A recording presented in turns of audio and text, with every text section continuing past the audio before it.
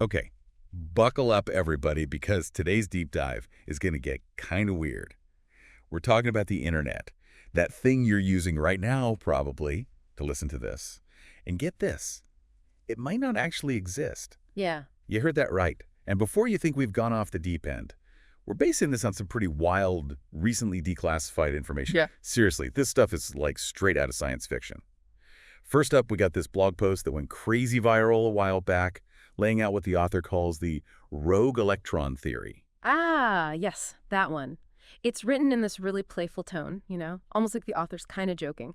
But the idea is, well, radical, to say the least.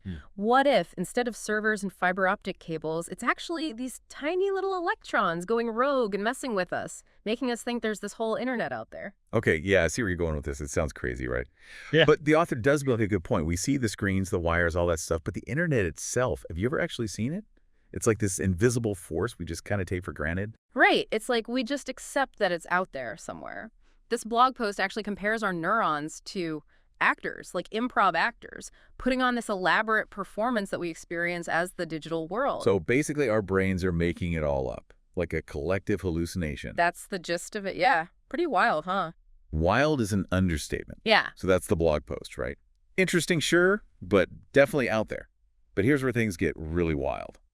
Our second source, a recently declassified U.S. government press release. And get this, it basically confirms that the internet, as we know it, doesn't exist. Now, hold on. You're saying the government is backing up this rogue electron theory? Not exactly. Their explanation is even weirder. They're saying it's not technology at all, but a telepathic field generated by humanity's collective unconscious. We're talking psychic networks, people. Wow. Okay, now that is unexpected. I mean, I guess in a way it makes sense. Humans have always tried to explain the unknown with whatever framework they have, right? So back in the day, it was spirits and gods, and now it's technology. Exactly. But this press release, which comes from, get this, the Office of Reality Alignment. Super official, right? Anyway, they basically say, we've been misinterpreting this telepathic field as technological infrastructure all along. So all those data centers and fiber optic cables, just elaborate props in this giant psychic performance. Pretty much. And what about Wi-Fi? How do they explain that? Oh, they have an explanation for that too. It's not radio waves, they say, but the electromagnetic field subtly nudging our individual hallucinations into coherence. So, like a psychic conductor, keeping our collective thoughts in sync. Exactly. It's kind of mind-blowing, right? Like, when my Wi-Fi goes out, is it a technical issue or is my psychic signal just weak? Well, I guess now we have to consider both possibilities. But one thing that struck me about the press release is how much they emphasize continuity. They're saying this changes nothing about our daily lives. We can still use our devices, connect with people, all that. It's just the underlying mechanism that's different. So business as usual, but with a whole new layer of weirdness underneath. Basically, yeah. Okay, well, this is already a lot to process. But hold on, because there's more. The government didn't just issue a press release. They also sent out a nationwide emergency broadcast about this whole telepathic internet thing. An emergency broadcast? Seriously? What, were they worried about mass panic? Well, yeah, I mean, wouldn't you be? Imagine turning on your TV and hearing the government say the internet is actually a psychic network. It's like something out of a movie. True. So yeah, they issued this broadcast, and it's actually pretty interesting. Okay, so tell me about this broadcast. What did it say? How did it sound? Well, it starts with a classic, this is not a test message. Yeah, the kind that instantly grabs your attention. But then it shifts into this really calm, almost soothing tone. Okay, so they're acknowledging the gravity of the situation, but trying to keep everyone calm. Exactly. It's like they're saying, hey, we know this is huge and probably freaks you out, but just breathe, okay? Everything's going to be fine. You can still watch your cat videos, no problem. That's one way to put it. So yeah, they lay out the key points. The internet, as we knew it, is a telepathic field powered by humanity's collective unconscious. Devices still function as visual aids for this network. Communication is still happening. And most importantly, no action is required on your part. Wow, so they're basically saying, the show goes on, but the stage is a lot weirder than you thought. Exactly. It's mind-blowing, to say the least. And we're just getting started. Stay tuned for part 2 of this deep dive, where we'll unpack even more of this wild information. And trust me, it only gets weirder from here. It's crazy to think how they even decided to, announce this whole thing. I mean, talk about a tough situation, right? You got this massive revelation that changes everything we thought we knew about the internet.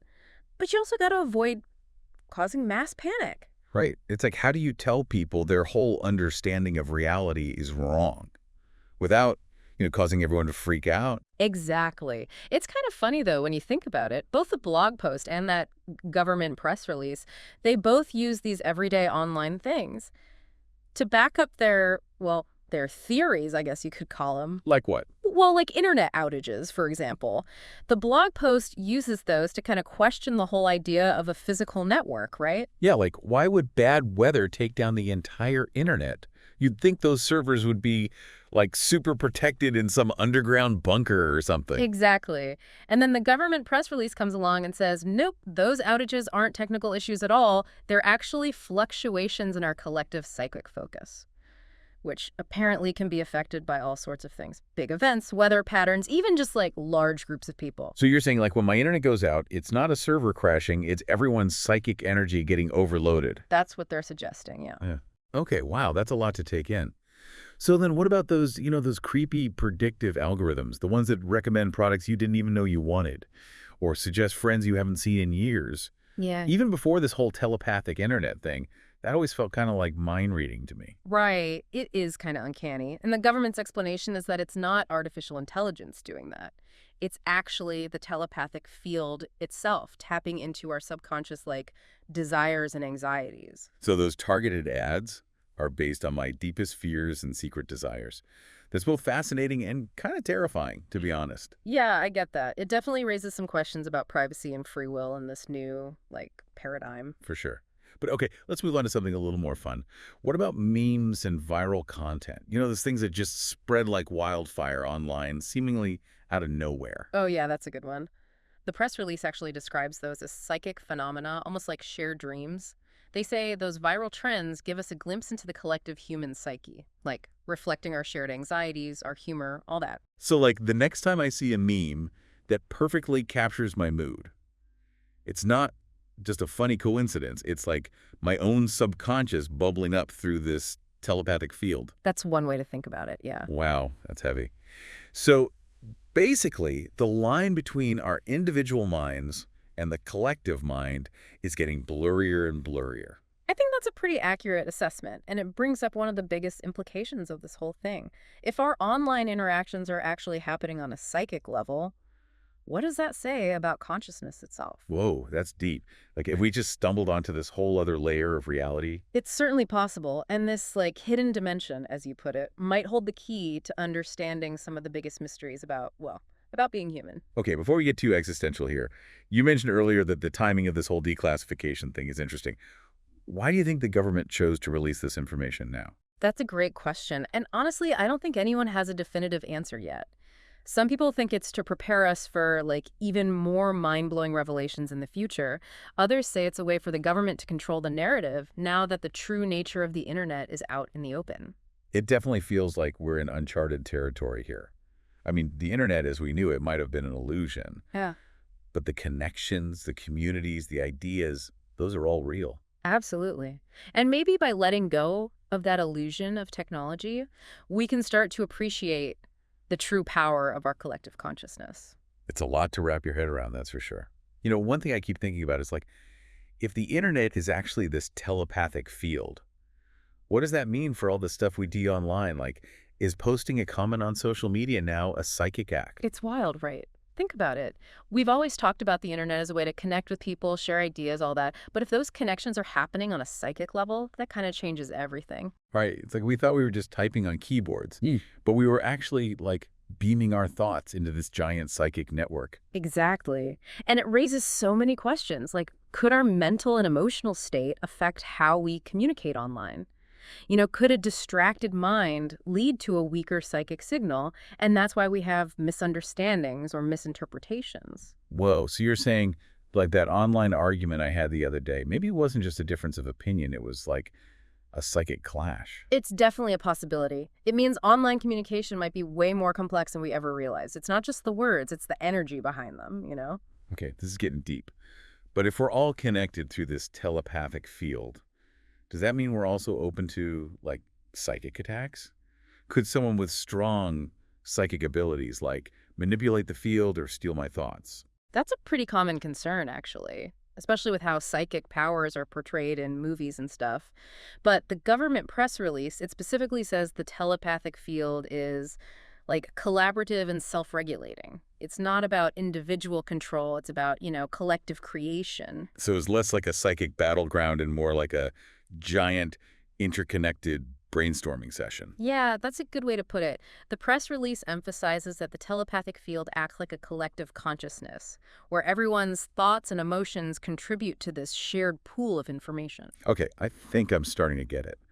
But there's still so much we don't know. What about all those conspiracy theories that have been popping up since this news came out? I've seen some pretty wild stuff online. People saying the government's going to use this telepathic field for mind control, or that it's all just a hoax to distract us from something bigger. Yeah, it's understandable that people are reacting in different ways. I mean, this whole thing challenges everything we thought we knew about reality. It's natural to want explanations, even if they're, well, a little out there. True, true.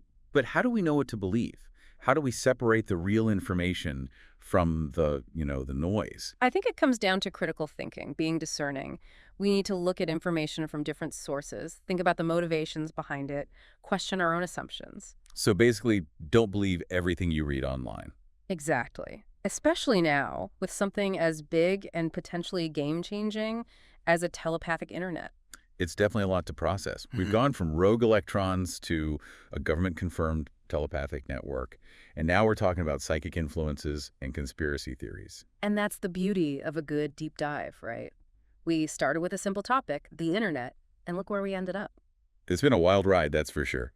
But you know what? Despite all the strangeness and the uncertainty, I actually feel kind of hopeful about this. If we're all connected through this telepathic field, maybe that means we can understand each other better, collaborate more effectively, create a more compassionate world. I agree. The internet, even if it was an illusion, showed us the power of human connection. Now, with this new understanding of how interconnected we are, imagine what we could achieve. It's exciting and scary at the same time. But I think it's a future worth exploring.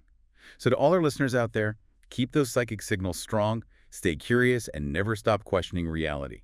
Until next time, keep diving deep.